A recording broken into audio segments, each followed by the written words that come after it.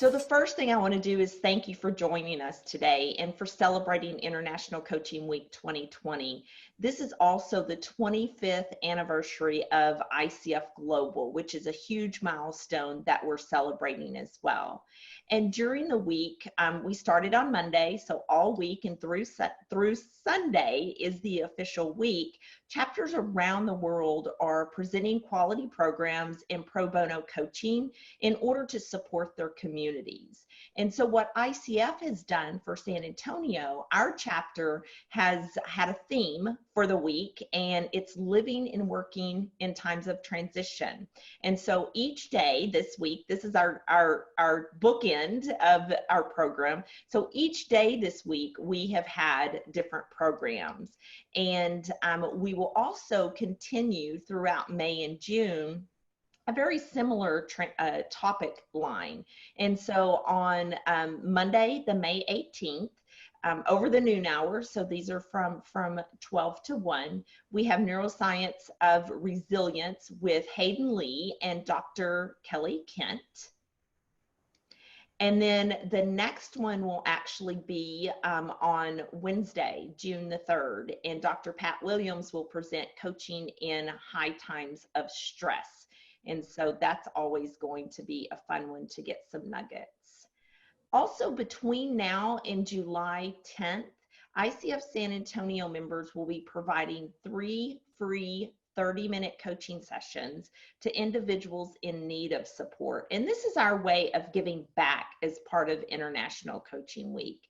And if you're a coach and you would like to participate, simply go to icfsanantonio.org and edit your profile. There's a drop down where you can include the 100 sessions in 100 days and be part of that program. And for individuals that are needing coaches, and obviously our coaches can share this, they simply go to icfsanantonio.org and click on Find a Coach. And they will be able to look through our coaches. The coaches have different specialties, so they can select the coach that best matches their needs. So we're encouraging the San Antonio area to participate in the 100 sessions and 100 days coaching program. We also are having our Coach Connection, and that is on Wednesdays. So from 12 to 1, it's a very informal conversation with coaches around topics of different high interest. And these are free. They're highly engaging, and they offer an opportunity for coaches to stay connected and support one another throughout the community. And so we encourage that on Wednesdays. And then we really want to make sure that we have a special welcome or a special thank you to Brian Tate with PCA. It has been an honor and very gracious of Brian to sponsor the events for International Coaching Week for ICF San Antonio. And so Professional Coaches Alliance is a great partner of ICF San Antonio. And so we really thank you, Brian, for all that you've done. And then last, but certainly not least, we want to talk about the membership. Excuse me, I went too far too quick. So from a membership perspective, if you're not currently a member of ICF San Antonio, we really hope you'll consider joining. Our chapter offers members opportunities to join a very supportive coaching community, and the practitioners are high quality coaches and across different programs, and it really enables you to grow your skills and your toolkit as a coach and to stay connected for the community. And so if you want details, you can get those details on our website, or you can reach out directly to members at icfsanantonio.org. And now I would like to welcome Joanna. Joanna Platt is a life and relationship coach for high visionary achievers who are burnt out, overwhelmed, and on a never-ending treadmill of obligations and to-do list. Joanna helps them make an impact at work and feel happy and connected at home while having more time to do the things that they really love. Joanna graduated from the Institute for Professional Excellence in Coaching, but as the oldest of 5 siblings, she has been a student of relationships for a very, very long time. I would like to turn it over and welcome our speaker for today, Joanna Platt.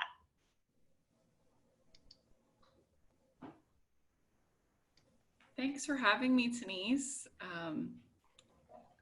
After hearing about the San Antonio chapter, I'm like, oh my gosh, you all just seem so lovely and kind. This sounds like such a great community. I'm so honored to be here today. I wish I could be on a plane and come to San Antonio to see you all. It just feels like such a cozy, lovely community. Well, we'll certainly invite you to come once we can all get back together again.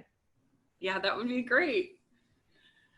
So, how to avoid burnout in your pursuit of having it all? This is a topic that is near and dear to my heart as a high achieving person who has been on the cycle of burnout again and again and again and again.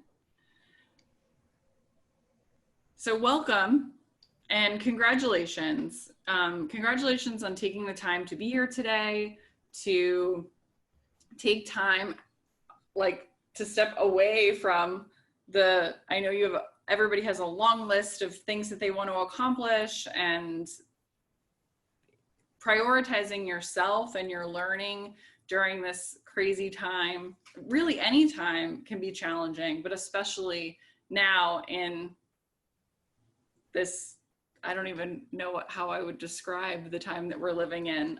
So congratulations on being here and taking the time for you, and congratulations for getting on out of the cycle of burnout and on to a path of ease and empowerment and joy and ease. So raise your hand or put a 1 in the chat if you want to make an impact at work or through your work.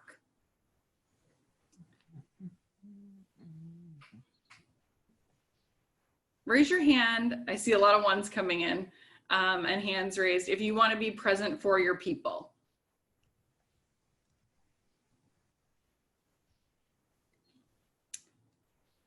Yay! Oh, my favorite emoji, the arms up.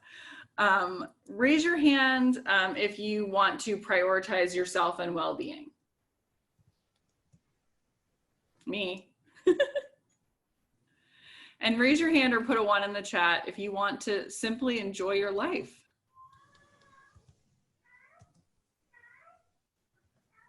Ones are rolling in, yay.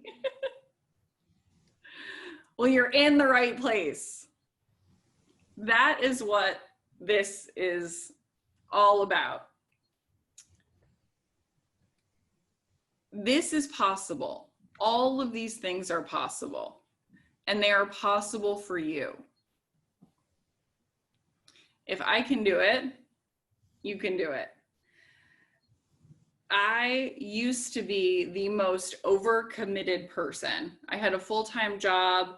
I had a part-time job. I was tutoring 7 students. I was trying to, be healthy and have a social life. And I was just burned out all the time.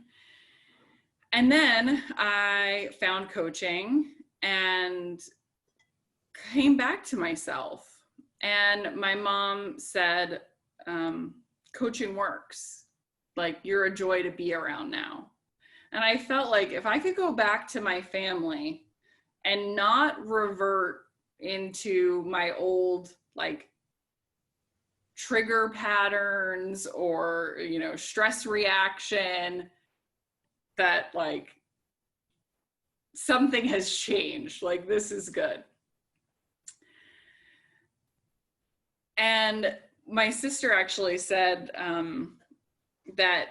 so I was working full time, building up my coaching practice, and then made the switch to do coaching full time. And my sister said to me, I just have to say this, You are so much lighter, happier, and more fun since you quit your job. Like I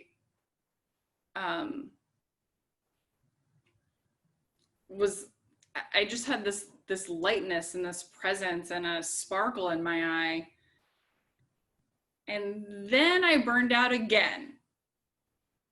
So I am here both as like somebody who has practiced this and then fallen back, and then practice this and fallen back. So I am both a student and teacher of this work, but I do promise that if you, and every time I kind of like fall back, I learn more and I peel back more of the layers of like what really was driving the burnout. And I didn't actually think that I would talk about this, but it's coming up, and I think the real driver underneath of it is this feeling that if I can just do X outside of myself, then I will be enough.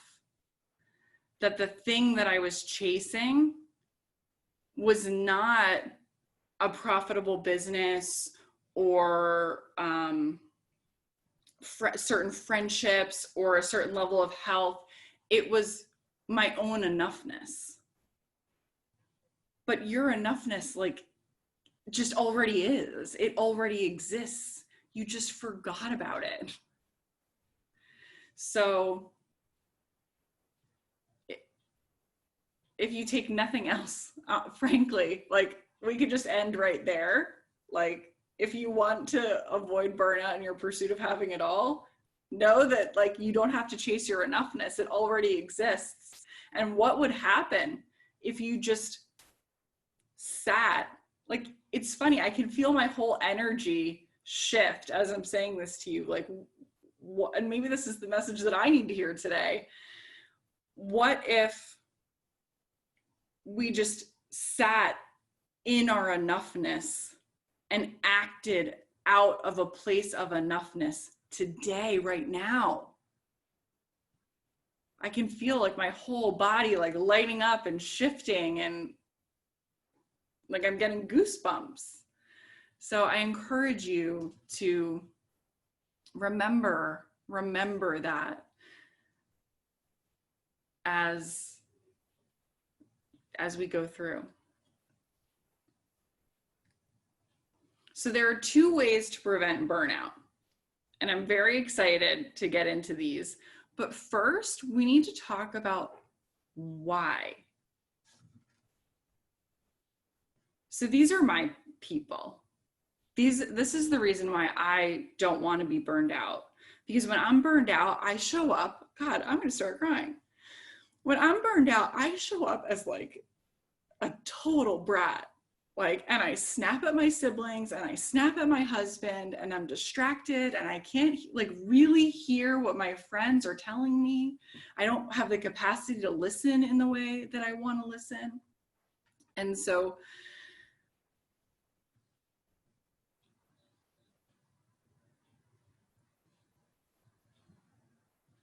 that's why we got to like, you know, time out on the chasing and the, you know, the running and the grabbing and the more. So who are your people? What are your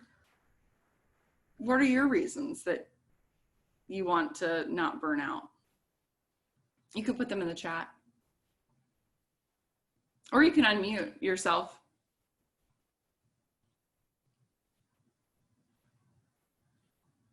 Family. Aurora says family, faith, courage to shift cultures, everyone around me. Family, me.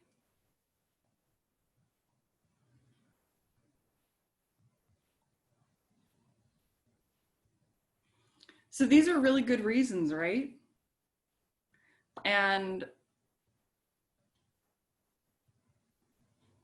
really valuable reasons, like reasons why it's worth doing this work. Susanna says that she's been to hell and back and doesn't want to go back. Gail says all the friends she's lost touch with in pursuit of her work success.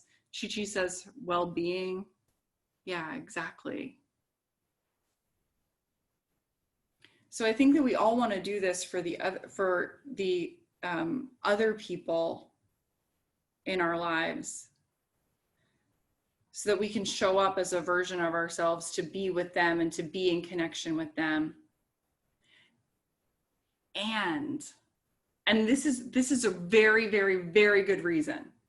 Like, I mean, look at these people on the screen. Like they seem like pretty worthy, right? And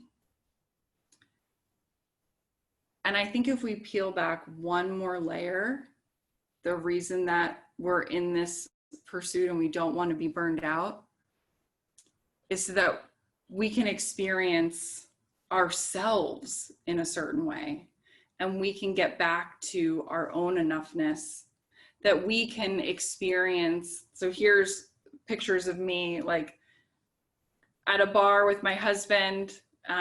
Just like I had him take this picture of me. This was just like a random day where I just felt so happy and like laid back, just like sitting back, relaxing. I just felt so happy and so present. The bottom left is on a trip to Italy with my sisters. We turned the corner in Florence and came on the river, and I just was like, I just felt so calm and at peace and just in awe. And when I'm me and when I'm not burned out, I have access to this person who just sees wonder everywhere. Don't you want to be able to see the version of yourself that sees wonder everywhere?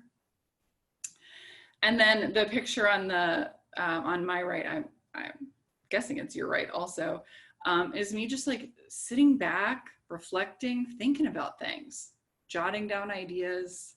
I was a math major in college, but I took a creative writing class, and I had a vision of myself sitting in a coffee shop as a writer, which at this point in my life, I thought I was going to be a math teacher and retire at 65 as a public school math teacher. But I had this vision of myself sitting and writing like just good things about the world. And so this picture represents my ability to just kind of like step back and reflect. And so I wonder, who are the versions of you that you would like to experience on a more regular basis? You can feel free to unmute, or you can type in the chat. Tell me about the version of you.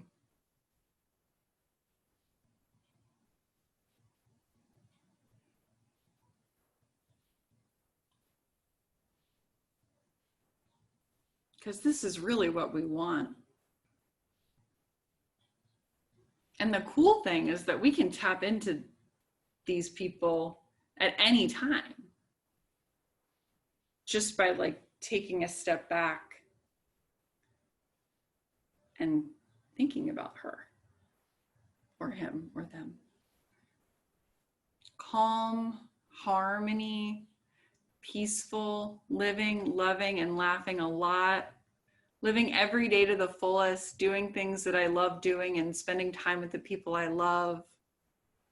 Martha wants to tap into the fun, witty, creative, compassionate her.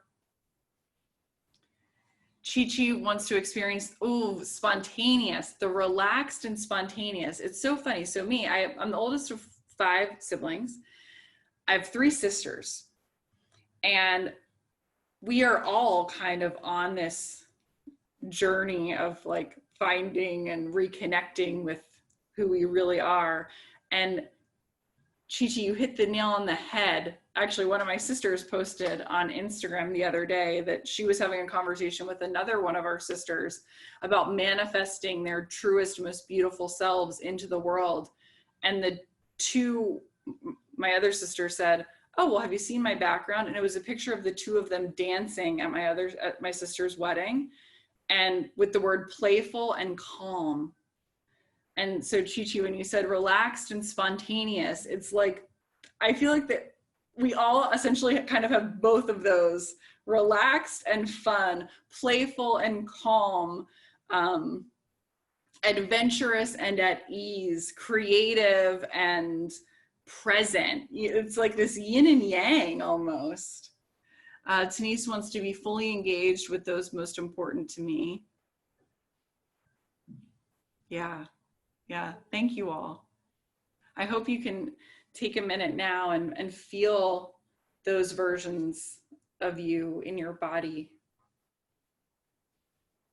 right now. Like, call those people in. Aurora says, the version of her is like a river. It flows. I move with the spirit to bring comfort, strength, and encouragement to people and leaders on their purpose. Absolutely. Absolutely. I feel the same way. And you know what's so funny is that, like, I feel when I'm like in flow and just like kind of moving about my life, just, it feels almost like on a whim, which just feels so frivolous, and I judge it. And I feel like I should be like a drill sergeant. Like, I'm going to do this, and I'm going to do this, and I'm going to show up like that, and then I'm going to do this. So I can really relate to what you're saying about just the moving. And when you do move like that, it does bring comfort and strength and encouragement and like empowerment to other people. In some ways, it gives them permission to also like pump the brakes and ease back a little bit. Okay, so this is our case statement here, right? Like, this is the why. Now let's get into the what and the how. Okay, so a simple definition. I love a good definition. I love things that are straightforward and simple. Burnout is an energetic deficit. An energetic deficit. You could also think of it like energetic debt, which just when I say that, I'm like, I can't breathe, you know, just like, oh boy, called out. And so this happens when your output is greater than your input. Like, it's as simple as that. When you are giving more than you're taking in, just like when you're spending more money than you're bringing in, that's how you get into debt. So burnout is an energetic deficit.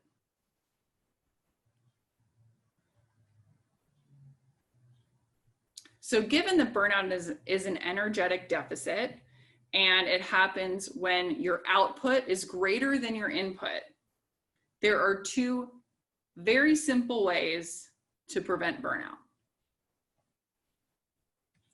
You could either decrease your output or increase your input. And in a moment, I'll go through examples of, and my favorite strategies for, there's unlimited ways you could do both of these. And I'll go through some of the ones that have worked best for me. But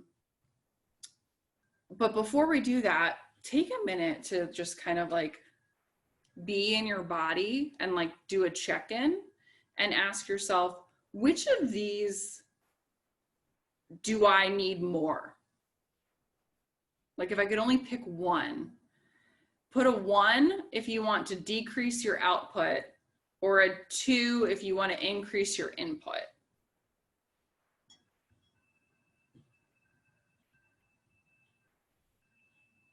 Oh, lots of 2s so far.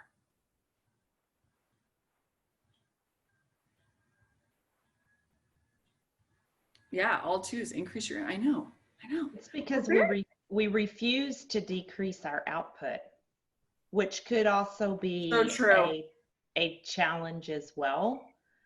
But I think we want to be able to still have the output that we have, but increase our input. And I think reflecting on it is potentially a way to realize there could be some output that needs to be decreased as well.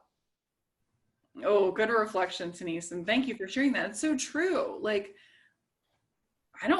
really want to decrease my output either. I actually want to do more. I want to do more output. I don't want to decrease my output. Thank you for sharing that. It's so true.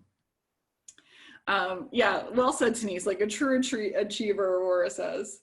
I'm so glad that I'm like in community here today with my fellow achievers. I'm just like, yes.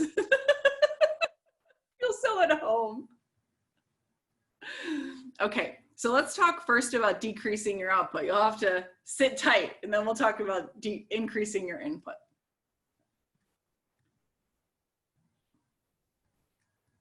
Okay, so decrease your output, number one. I'll give 3 tips for each. And before I reveal what this one is, I just want to say, like, this might be one of the most important things that I say today. It is for me. I see this with my clients a lot. And so here it is. If you want to decrease your output, take appropriate responsibility. I see myself, my clients, my friends, people that I love, taking responsibility, both like actual responsibility and emotional and energetic responsibility for things that are not their responsibility. And this is a huge energy drain. Huge energy drain. I had a client one time who we were talking about her goals for the year. She's a fundraiser, and she said something to the effect of, you know, I just want to build like a best-in-class fundraising operation. And I was like, but that's not your job. Your job is to raise $6 million. Like that, you have some control over. That we can do. Building a world-class like fundraising operation, that's your boss's job. Like, you don't have to do her job. And I was very guilty with this too, And it was actually a huge turning point for me spiritually, actually, when I realized I was working on a project for the 3rd year in a row, and I was taking responsibility for something that was my boss's responsibility. And I was like, but, you know, like, she's not doing this thing she should be doing. And like, you know, well, should I do the thing? And, you know, and so I was talking with a friend and coworker about, you know, ways around. And she was like, well, sure, you know, you could talk to so-and-so yourself. And I was like, actually, that's what I always like think that I should do. I think the really powerful thing is to just let it go, because that's not my job. Like, I need to just push, like, not push it back on her, but just let her be responsible for it. And sure enough, like, the thing up until that point that I had wanted so much was, 1, for that project to go really well. And 2, to get out of my cubicle job and do coaching full time. And this was not hard. This was not an easy thing, like, because I am really invested in the success of this project. Like, I was the owner of it in a lot of ways, and like the face of it in a lot of ways. And I wanted it to go a certain way, but I like held my ground, and I was like, nope, that's her job. And I just kept like saying it over and over. And sure enough, the thing that was her job, like, it came through in the end. So that was a win. And then, wouldn't you know, that very shortly after that, all of like the stars in the universe aligned, and it was time for me to leave my full-time job. So I highly recommend taking responsibility for what you're responsible for and letting other people take responsibility for what they're responsible for. And this is simple, but it is not easy. And like, you're going to have to just remind yourself over and over and over again, like almost just to like keep your butt in the chair. Okay, yep, I'm in my seat. I'm sitting in this seat. This is my job. This is the hat that I'm wearing. I let them have that hat.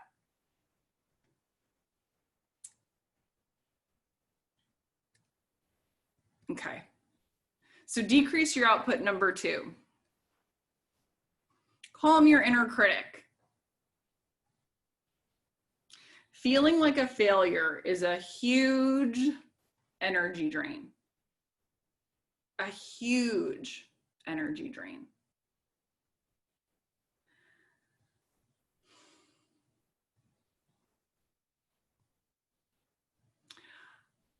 I wake up in the morning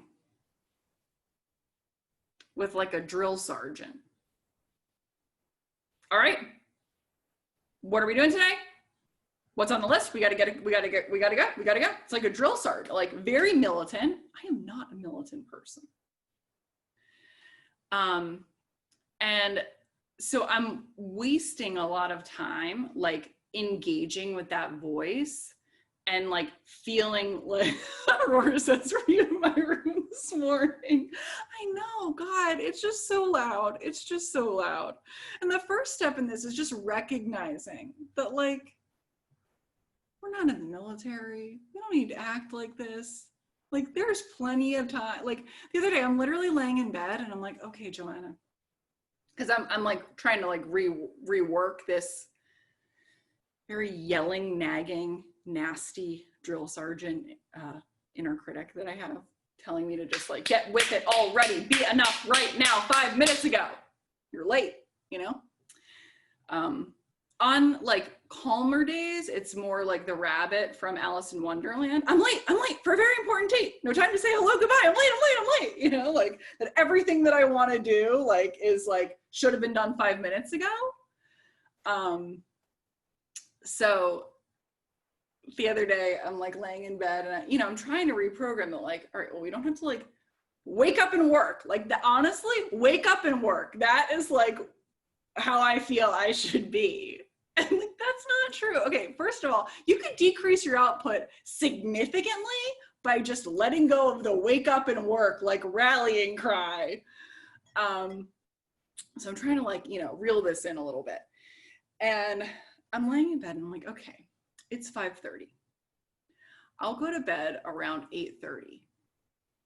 So Joanna, that means you have 15 hours. 15 hours to accomplish the things that you want to accomplish today. That's plenty of time, my friend. Like, you're fine.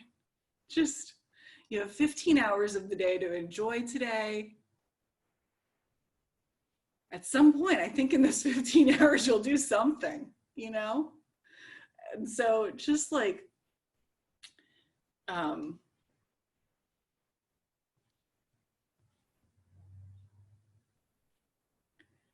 recognizing that like drill sergeant voice and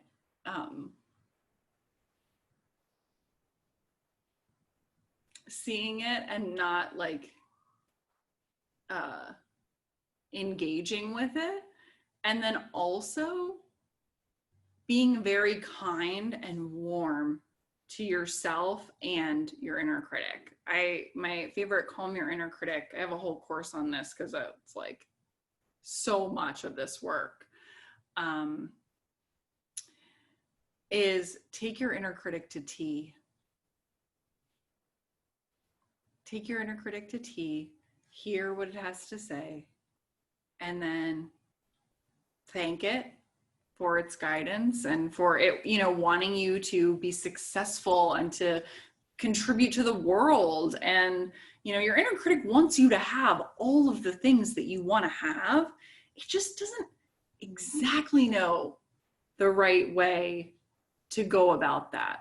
So if you can start to like calm that like drill sergeant, like the inner nag, the inner judger, the part of you that's saying that like you're doing everything wrong. Like how much energy in a day are you using engaging with that part of yourself and like trying to push it off? Like, I mean, imagine like if you were just going like this,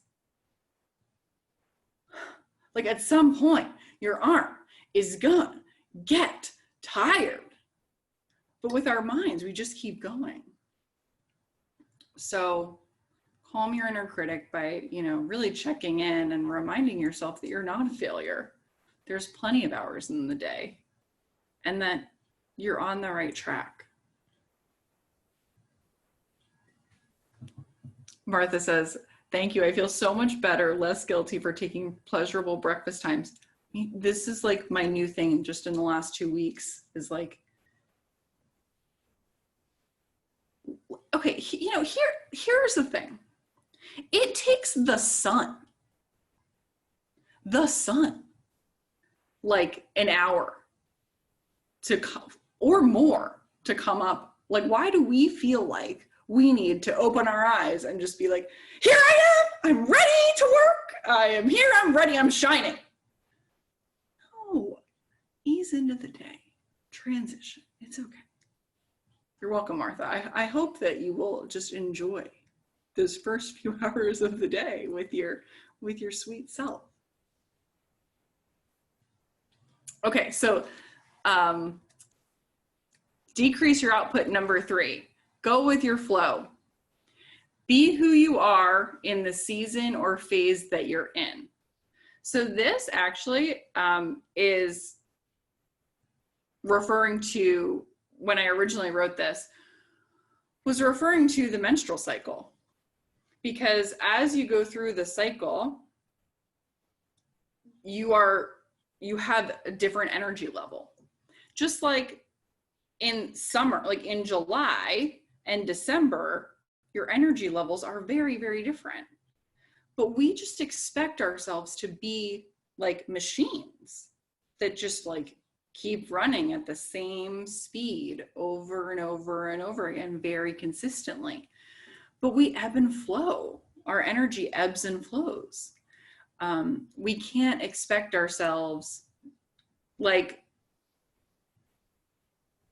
at 3 o'clock in the morning, are you going to expect yourself to have the same amount of energy that you do like at 10 o'clock in the morning? No. Like, but then actually, yes.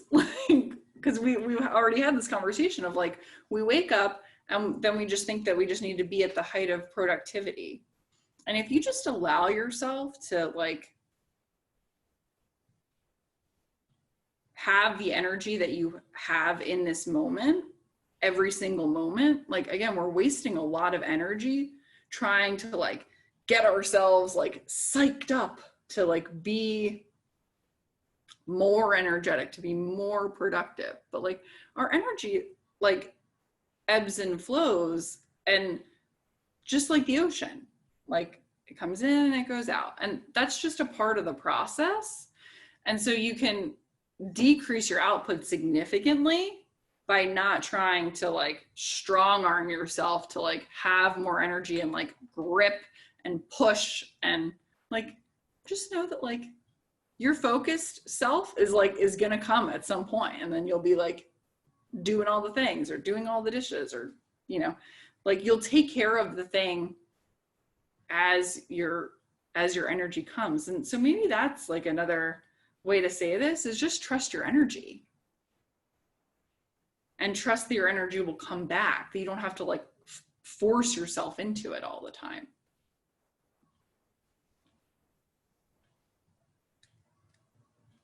Okay, so to recap, there are 3 ways that you could significantly decrease your output. And actually, I think to your original point, Denise, like in doing these things, we're not necessarily decreasing like our product, right? We're just decreasing the energy usage. So the 3 are: take appropriate responsibility, calm your inner critic, and go with your flow. So if you were to choose one of these to focus on for the next 90 days, which one do you think would have the most impact on you? Or which one do you just think would be like the most fun? Like which one would you choose? Aurora says 3, go with your flow. Denise says 2, calm your inner critic.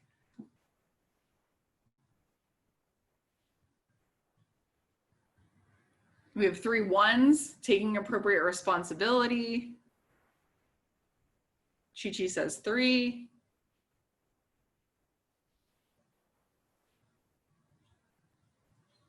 Yeah.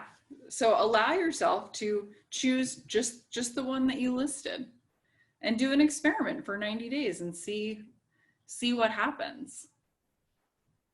Like I said, it's simple, but not necessarily easy. So if you committed to that, what magic might happen? How much energy might you gain? How much joy might you gain? How many moments would you have experiencing yourself as the version of you that we talked about a little bit ago?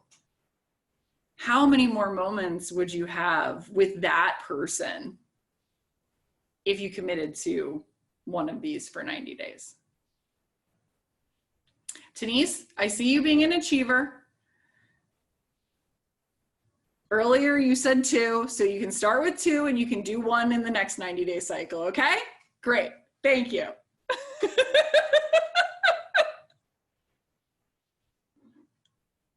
Choose one, people, choose one.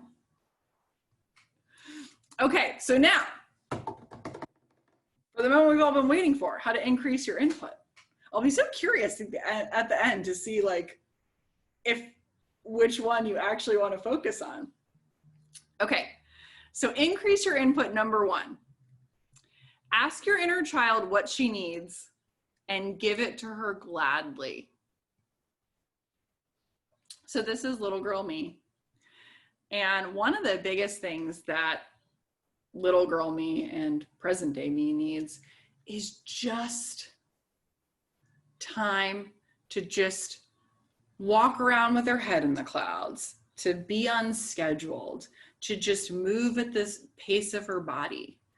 One of the most powerful experiences I've had in the last couple years, it was so simple. I really don't know why. I do know why, but in the moment I'm like, this is a very powerful experience for me.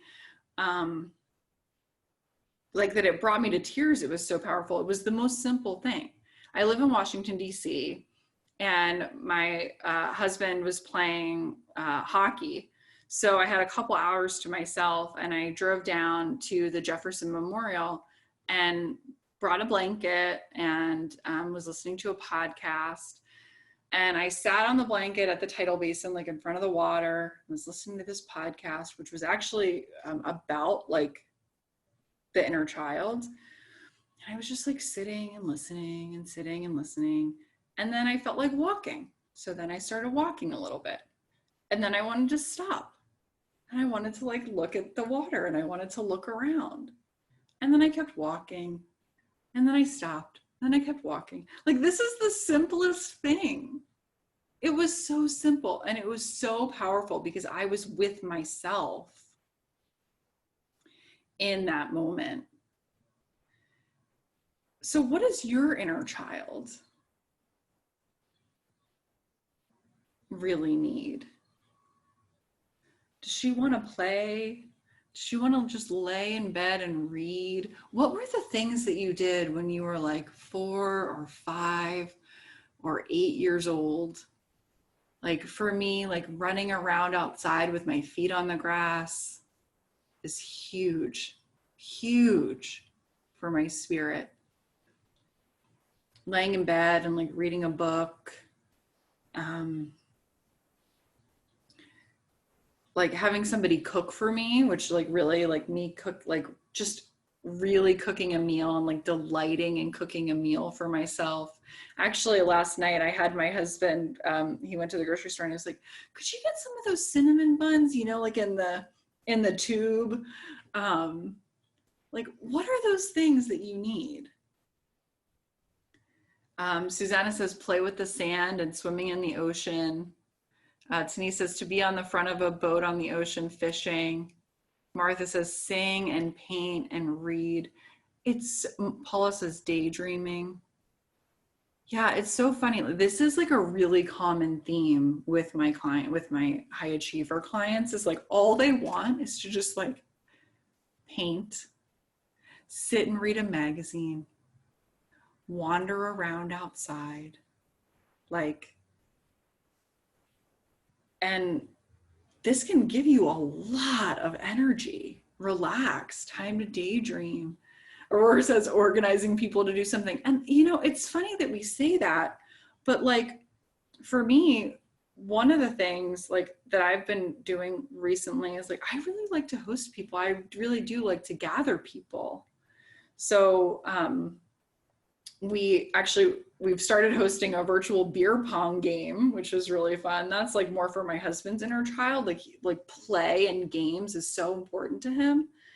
But I've been wanting to host a virtual dinner party, which is not like what, obviously, like when I was 8, I wasn't hosting dinner parties, but just like being in the kitchen and like sharing a meal with someone. Like I remember like sitting at the counter actually at my friend's parents' house, and her mom was always in the kitchen making things, and that felt really good for me.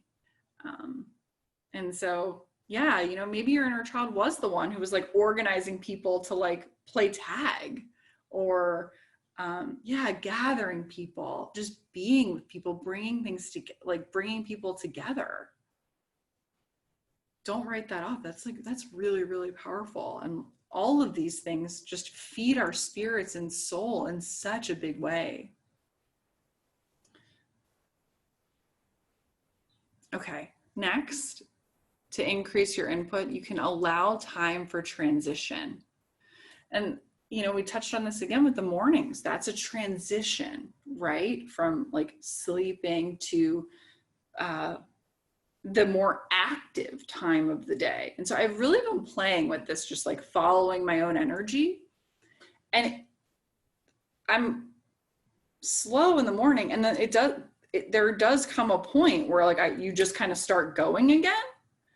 Or I start going, and then I slow down, and then it comes again.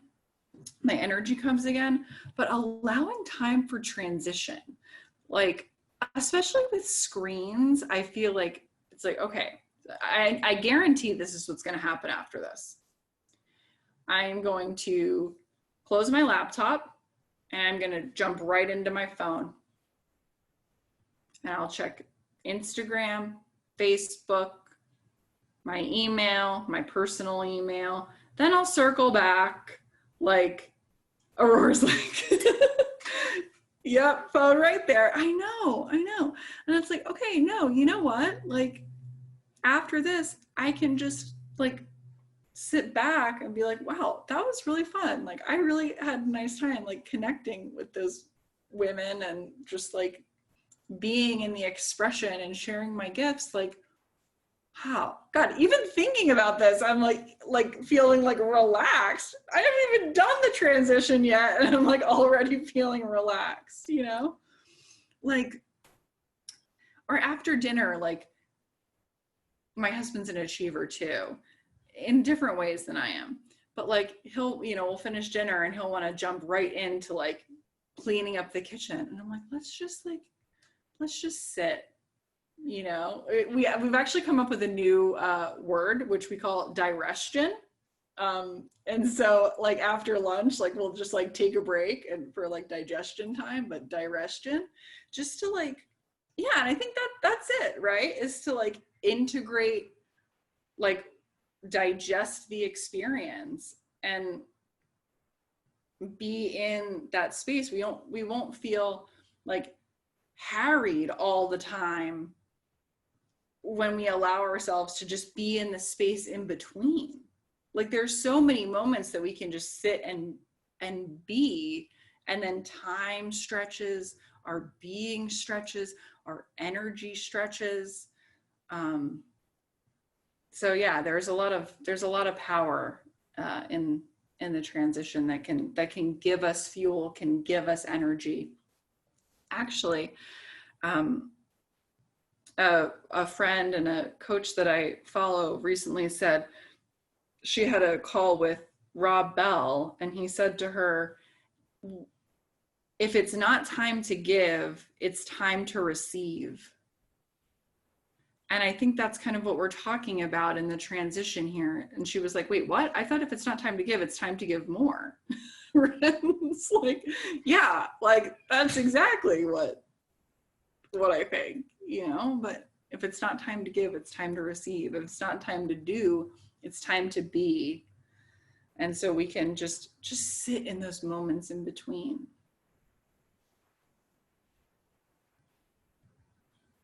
And the last increase your input is remember that rest is a verb. And so if rest is a verb, verb is an action word. Remember, action word. So when you're resting, you're doing something. When you're waiting, you're doing something. When you're being, you're doing something. When you're transitioning, when you're being in that space between, you're doing something. You're receiving, you're refueling, right? And not that here's the thing that's is so weird about this conversation is that I don't want everything to be about like refueling so that we can then be productive, so that then we can prove that we are enough, so that we can earn our enoughness. Like, that's not the point. That's not the point at all. We can rest just simply to fill up. And then when we are filled up and we are us and we are our natural selves, we inevitably will contribute because we are moving beings. But there's a dance between the contribution and the rest. And like the way that we're living now is that everything is for productivity. And what if it just was for joy? What if it just was for fun? Because it felt good. That's enough. Because remember, going back to the beginning, that's all we want, is to experience the spontaneous and relaxed parts of our, like, right? Here's the yin and the, like, where you see the energy, right? Like, we want to be our relaxed selves. We want to be our adventurous selves. We want to be our calm selves. We want to be our creative selves. Like, we want both. We're doing both. And they're naturally going to happen because you'll sway between both of them.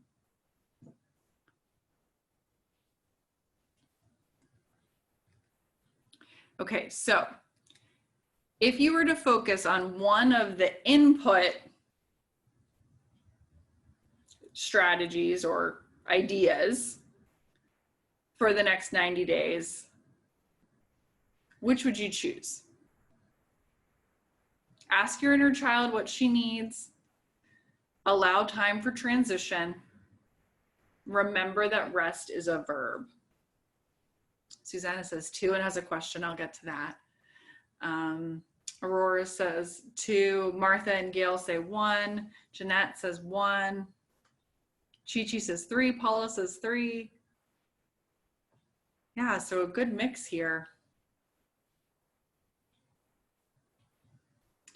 So now that we've done the output and input, Aurora says 3. She's still getting over an earache. Denise says 3.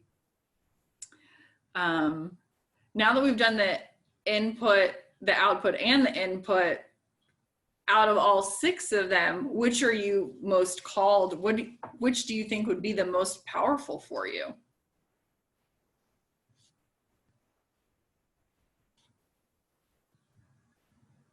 You can unmute and. I was going to say, can you remind us of our output? Yes. Well, the first one for output was take appropriate responsibility. The second was calm your inner critic. And the third was go with your flow. Go with your energy, like allow your energy to be where it is and don't fight where you're at energetically.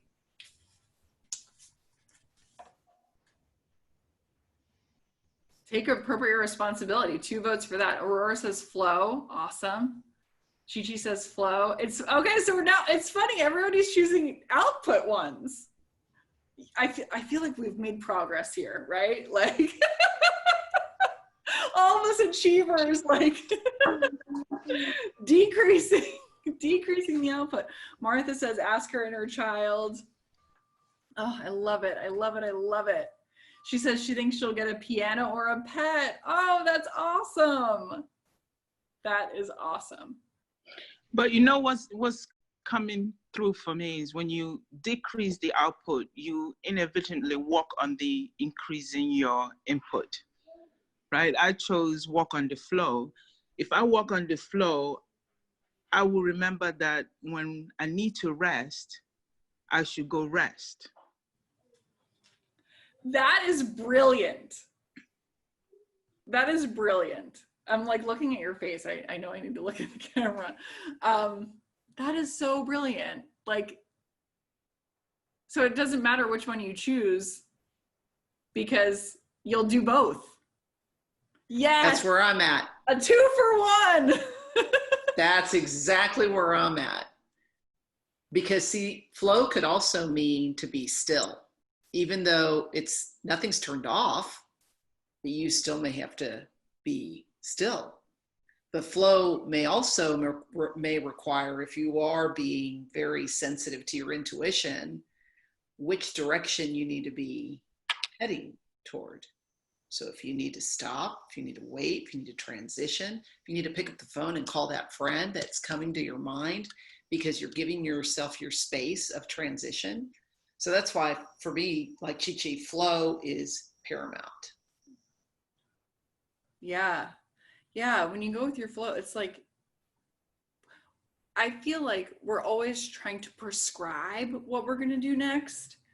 But if we do tap into flow and tap into our intuition, like, well, the next thing will come to us.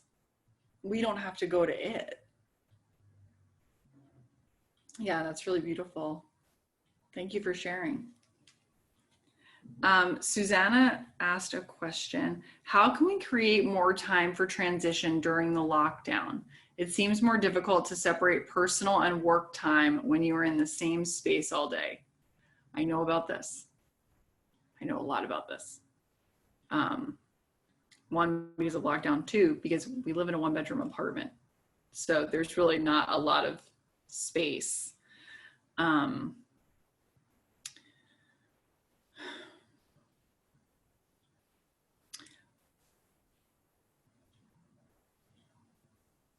I think it can be there's a few ways that we can do this. One is creating ritual. So for me, like every night I like shut my laptop and I like gather all my belongings because our kitchen table is also like our desk.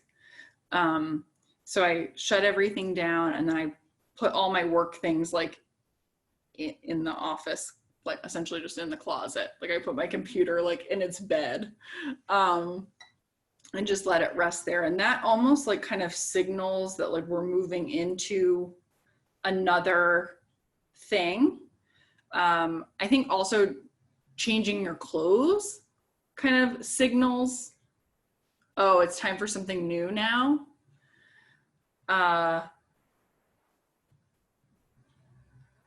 And even just something as simple as like, well, I'm going to go sit in this chair over here for 5 minutes while I let the next thing come to me. A big transition for me is like the work to dinner segment. So we've been doing happy hour, but then a little bit like that kind of gets jumbled with like work. And I think anything that you can do to create a clear separation, like changing your clothes, like how can you almost like force an ending and then create a beginning, and between the ending and the beginning, that's the transition time. And it could be even something as like, I'm just going to put one hand on my heart and one hand on my belly, and between this work task and the next work task, I'm just gonna like breathe for a little bit. And then that's a transition between activities. I'll share something that Yeah. I just started to do. So in my office, I read a lot and I have a lot of books out and I'm writing a lot. And what I started to do is at the end of the day, I know this, you all may do this, but I don't do this. I just said, okay, all of my books, they got to go back. And then I start over the next day. So that has really helped with a transition for me, because in the morning I can do my meditation and I don't have to say, oh yeah, I was working on that and I was working on that. Just close it all up and then start all over again. That's been helpful. Yeah. And you know, actually to your point, I've been doing that. Like I have so many notebooks and my laptop and everything. And allowing that transit of like, this is the putting away time. Like we just think that everything has to get done like that. Where like, I'm like, okay, close it all up in 30 seconds. We go from on to off. And it's like, okay, no, like I can like take a breath. I can walk over my computer and then I can walk over the note. Like it doesn't have to be like, and that's where it's allow the time for transition, like allow the wind down and allow the build up into it, and then allow the tapering off, I think helps too, like stretching, like being in the activity. Yeah, watching the sunset. And that's really cool too, because you really can see that is allowing time for, I mean, we are transitioning as the sun goes down from day to night, and that takes time.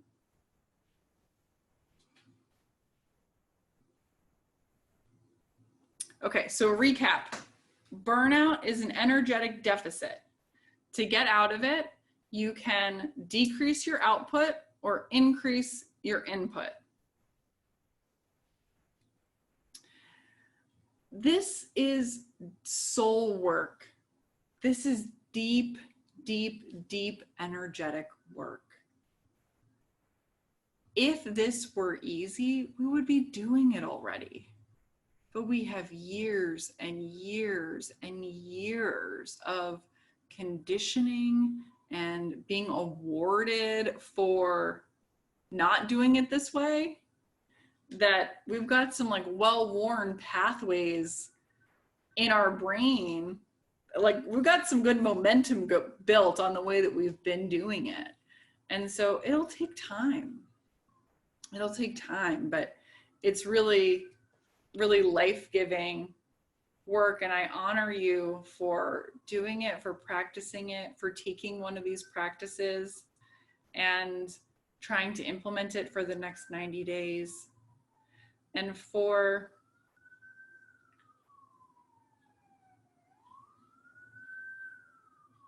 putting in the effort and intention to connect with the part of you that you've been trying to get to in your pursuit of having it all. Because when you can tap into her more and more and more, like then you will have it all. Like that is what having it all is. So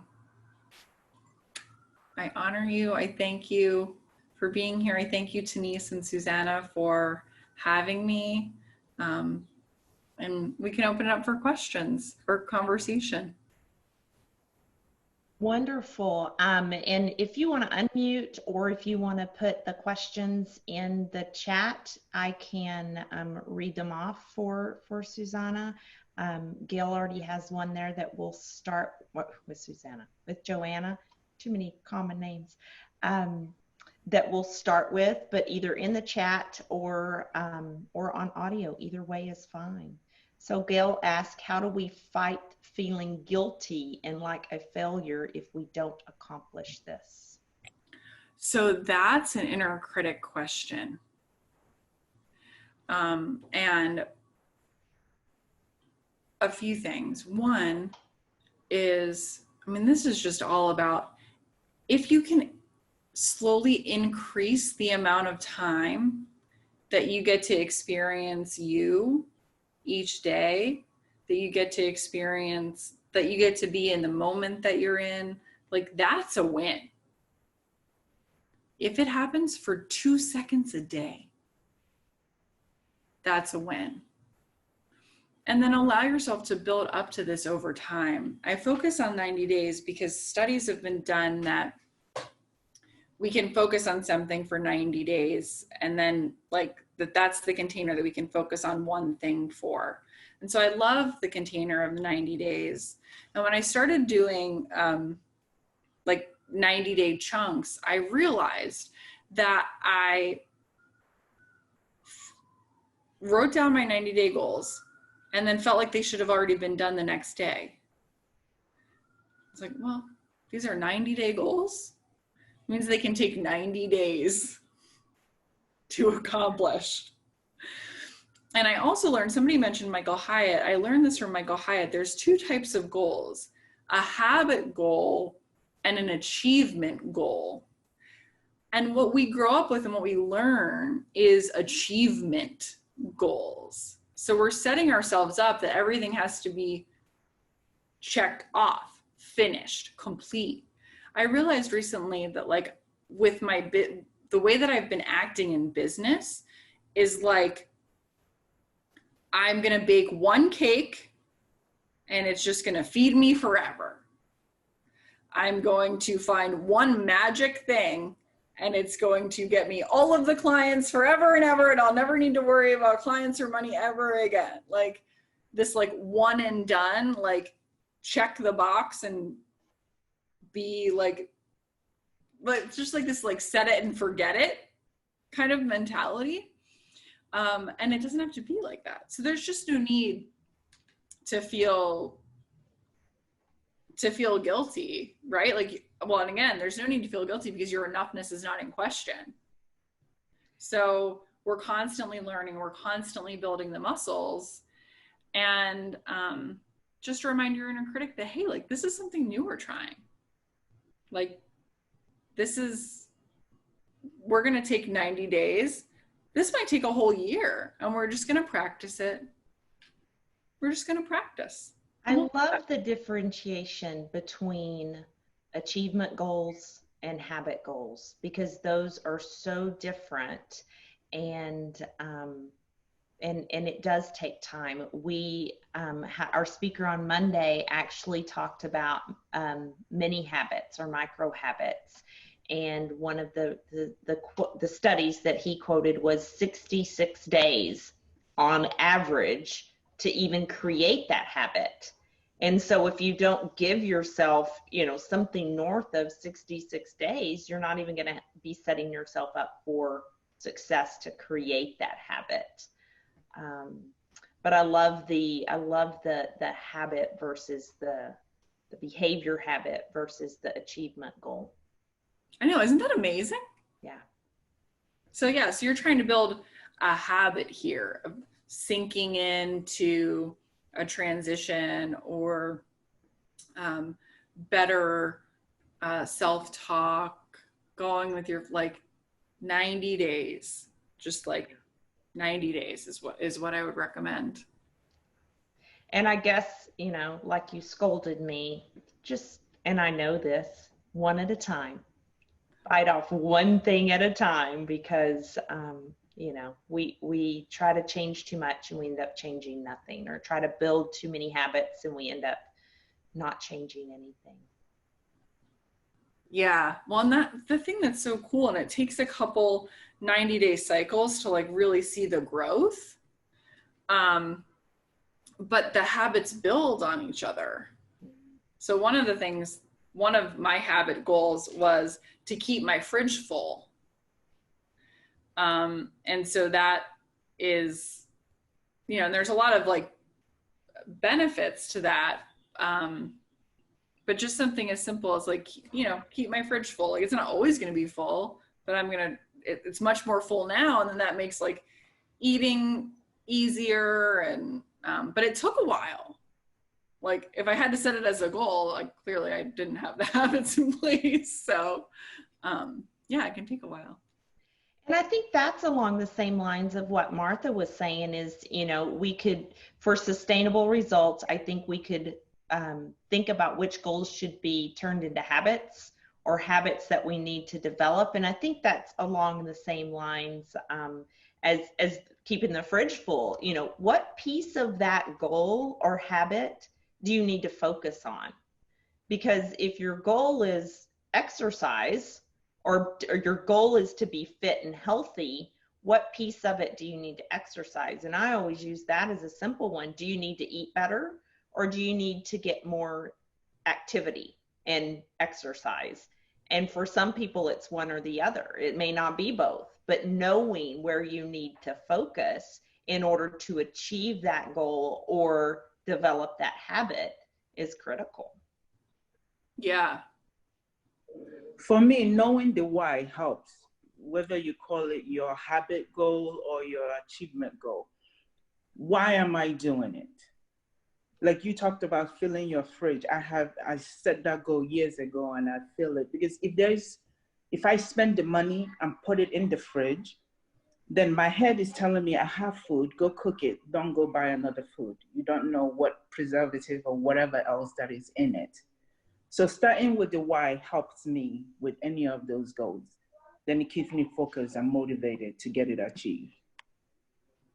Me too. The why is huge I'm like, if I don't know what the why is, like I can't check the box for the sake of checking the box. Like it has to matter to me. And it has to like keep the fridge full is like, to me, is very different than like go to the grocery store every Monday. Like, so like the way that I say it and the way that I frame it is like really important. So you got to find what works for you. What other questions, either in the chat or come on off mute and let us know what questions you have for Joanna.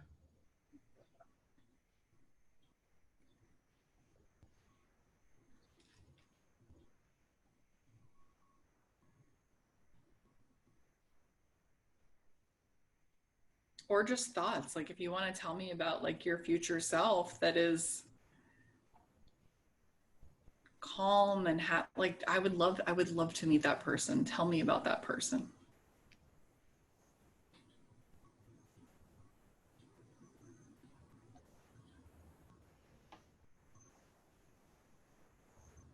I just want to make a totally different comment. When I first met you, Joanna, online, you were presenting a webinar on taming your inner critic.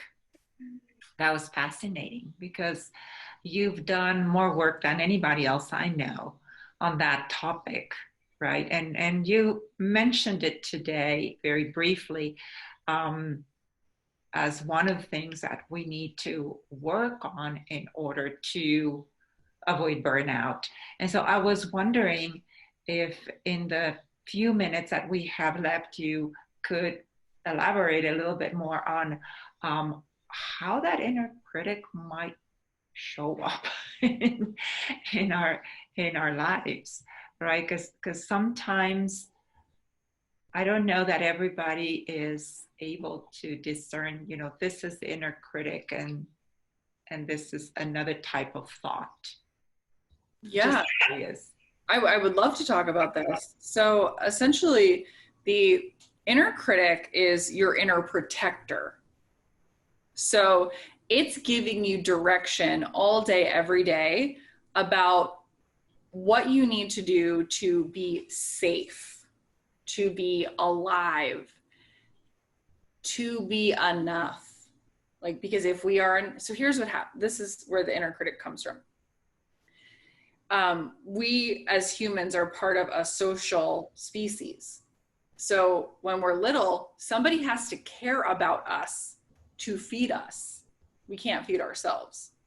So somebody has to like us, approve of us, love us, so that we can get what we need so that we can survive. Like this is a survival thing.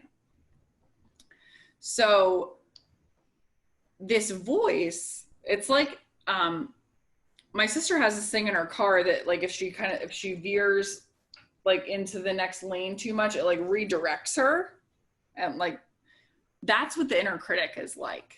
So it's just giving these rules like, okay, so to be enough in this 10 minutes, we got to do this. Okay, to be enough now, we have to do this to stay safe, to be acceptable, to be loved, to be worthy, to be included. Here's all the things that we have to do. And it's just like, here's the rules, like stay in line, stay in line, stay in line. Like, this is what you have to do. Here's what you have to do.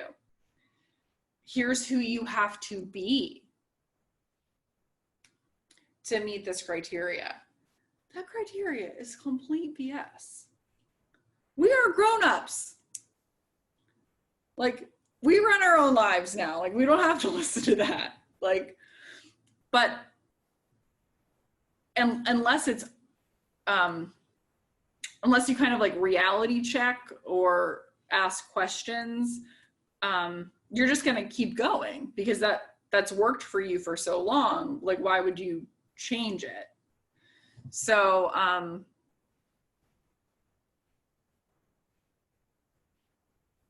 yeah, I think one thing,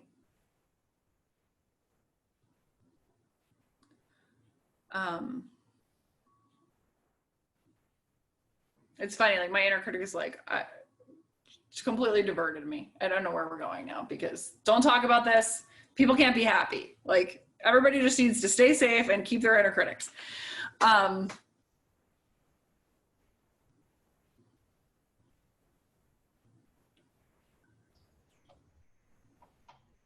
Start to recognize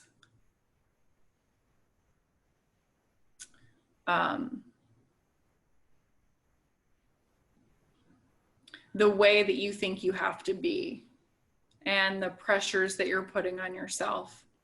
Anytime you hear I should, anytime you feel like a deflated balloon, like now that I cannot leave my home, recently I've noticed that like I'll see dishes or I'll see piles of laundry and I'll like feel like, oh, another thing that I didn't do. Oh, I'm behind. Who, by what standard, honestly? Like,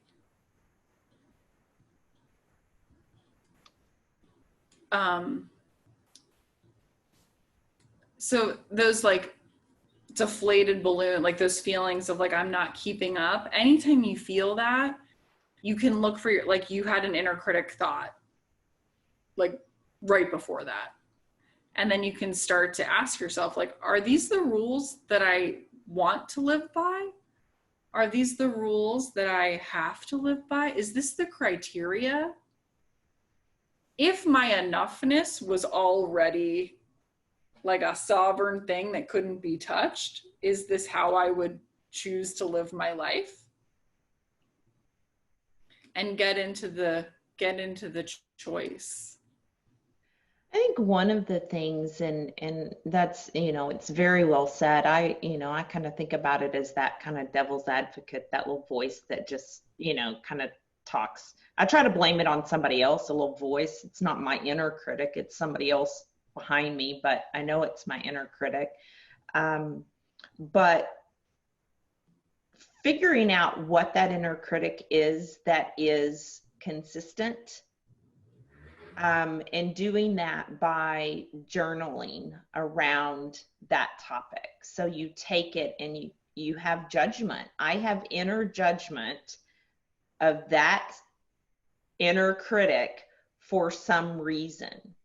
So you journal for, it can be 5, 10, 15, 30 days about that particular inner critic topic, to find the consistencies, to be able to look and see why do I have that inner critic? Why do I have that judgment about myself on the fact that, I procrastinate And so you daily journal around, I procrastinate because, I procrastinate when, or whatever that topic is. And by journaling in that way, you can start to uncover almost the why behind the inner critic. And that's when you start putting the strategies in place to quiet the inner critic. Yeah, one of my, I don't know how I forgot about this, but I love your point about like thinking of it as like a separate entity. So my inner critic is named Janice. And she's like a little lizard that sits right here and just like tells me like who I'm supposed to be. And she's like a little bit like a drill sergeant. She like cracks the whip. She loves to project things onto other people. Like, my new one in quarantine is, oh, well, my husband is working from 8 to 6, so I should be working from 8 to 6. And like projecting that on him, but he like is like, oh, if you're watching TV, that's great. You should watch TV. Like, you have a life where you can watch TV, go for it. Like, so. You know what helps me a little bit with my inner critic is being forgiving of it and giving it the benefit of the doubt. I know you mean well, but I don't need you right now. And when I phrase it that way, I'm accepting that it's trying to help me, but I'm also telling it, it's okay, I don't need your help anymore. I can take it from here. Yes. But that minimizes the voice in my head. Well, and it also acknowledges it, and that like it doesn't, like when you push it away, it's only going to be louder and louder and louder. And so when you say, oh, thank you so much. Like I see that and I hear that and I don't need that. Like you're still acknowledging it instead of like. Exactly. And it just like becomes like, a toddler, like, pay attention to me. I want a snack. I want a snack. I want a snack. If you say I hear it like right off the bat, like it gets better. We'll talk later. Yeah. Right. Tell the inner critic, we'll talk later. We're not going to talk right now. Mm-hmm. I know. I like the compartmentalization, like, too, a little bit, like even in the journaling, right? Like, here's your space. Like, tell me everything. Tell me everything I need to know about this and why you think I should do this differently and what you think the better thing is. And then I'm going to go about my day. Give it a voice. Like, I do think that it does deserve a seat at the table because, like you said, there is a why behind it. And it's a good why. The why always somehow boils down to like safety and like being enough and being loved and being accepted. And those are all really valid things, right? Like, so just like we would want to thank like an outer protector, why wouldn't we thank our inner protector? But then we can also choose like, this is actually not that dangerous. Like, I can walk across the street now. I'm a grown up.